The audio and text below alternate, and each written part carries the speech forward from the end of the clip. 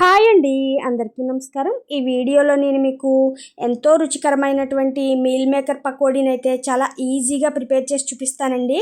Taste అయితే చాలా బాగుంటుంది. పిల్లల నుంచి పెద్దల వరకు కూడా చాలా ఇష్టంగా తింటారు. మనకి వర్షాకాలంలో అయితే వేడివేడిగా ఈవినింగ్ టైం ఈ పకోడీని కనుక ప్రిపేర్ చేసుకుని తింటే చాలా ఇష్టంగా తింటారండి పిల్లలైతే. ఒక్కసారి ఈ మీల్ మేకర్ పకోడీని ఏ విధంగా ప్రిపేర్ చేసుకోవాలి వీడియోలో అయితే చూద్దాం. దీనికోసం నేను ఇక్కడ 1 కప్పు వరకు మీల్ మేకర్ని తీసుకున్నానండి. ఇప్పుడు ఒక గిన్నె తీసుకోండి. ఇందులో ఒక 2 గ్లాసుల వరకు వాటర్ వేసుకోవాలి. వాటర్ వేసిన తర్వాత ఇలా స్టవ్ పై పెట్టి ఒక్క మరుగు వచ్చేంత వరకు మరగనివ్వండి. ఇలా మరుగుతూ ఉంది కదండి, ఈ టైంలో స్టవ్ ఆఫ్ చేసి మనం రెడీగా పెట్టుకున్నటువంటి ఈ మీల్ మేకర్ని ఇందులో వేసుకోవాలి. వేసుకొని ఒక్క 2 నిమిషాలు అయితే ఉంచండి. మనకు చక్కగా వెంటనే నానిపోతాయి. మరీ ఎక్కువసేపు ఉంచొద్దు, 2 నిమిషాలు సరిపోతుంది. 2 నిమిషాల తర్వాత ఒక స్ట్రైనర్ ఏదైనా తీసుకొని అందులో వేసుకోండి. వీటిని మొత్తం వాటర్ అంతా బయటకు వచ్చేస్తుంది కదా. ఇప్పుడు 1 గ్లాస్ వరకు చల్లటి వాటర్ వేసుకోండి. చల్లటి వాటర్ అంటే నార్మల్ వాటరేనండి. వాటర్ వేసిన తర్వాత కొంచెం వేడి తగ్గిన తర్వాత ఇలా మొత్తం అందులో ఉన్నటువంటి వాటర్ అంతా పిండేయండి. ఒక గిన్నెలోకి అయితే వేసుకోవాలి. మొత్తం ఇదే విధంగా ఒక గిన్నెలోకి అయితే వాటర్ తీసి వేసుకోవాలి ఇందులో.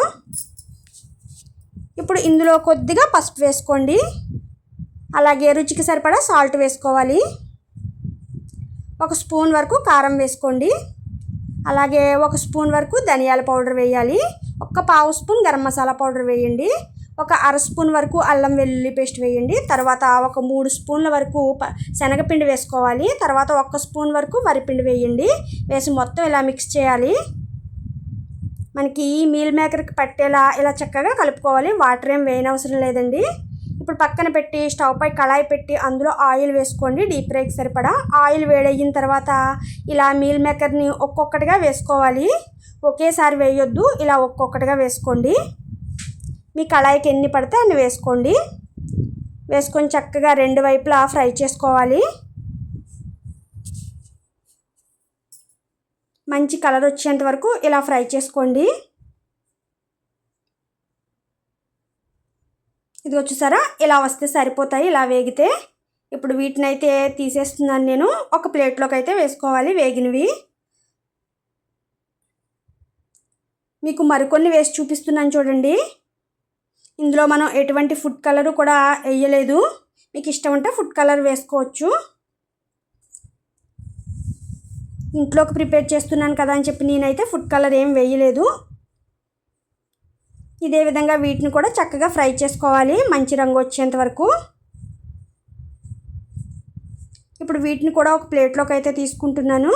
ఇదే విధంగా మొత్తం మీల్ మేకర్లన్నీ కూడా చక్కగా వేయించుకోవాలి. ఇదిగోనండి, మనకి వేడివేడిగా మీల్ మేకర్ పకోడీ అయితే రెడీ అయిపోయింది.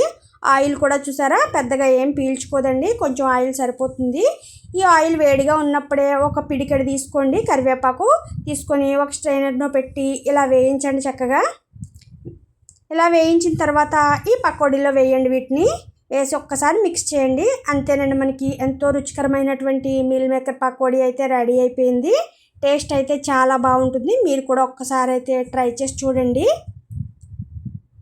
మీకు ఎలా వచ్చిందో నాకైతే కామెంట్ చేయండి. ఓకేనండి, ఈ వీడియోని నేను ఇంతటితో క్లోజ్ చేస్తున్నాను. ఈ రెసిపీ కనుక మీకు నచ్చినట్లయితే తప్పకుండా లైక్ చేసి షేర్ చేసి సబ్స్క్రైబ్ చేయండి.